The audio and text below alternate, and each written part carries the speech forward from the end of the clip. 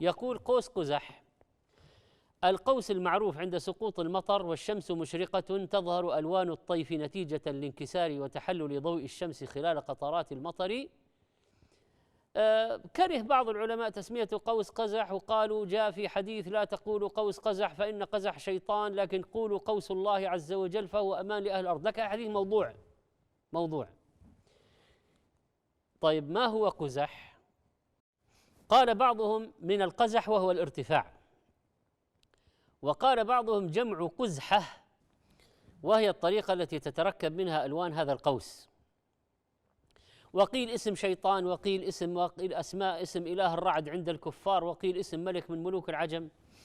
وحيث أنه لم يثبت في النهي عن هذه التسمية حديث صحيح، والقطع بأن قزح من أسماء الشيطان يحتاج إلى دليل ثابت، وبناء عليه فمن قال قوس قزح فلا حرج عليه، إلا إذا قصد معنى فاسد، قال ترى أنا أسميه قوس قزح لأن آلهة المطر عند الكفار كذا، آلهة كذا، هذا شيء آخر.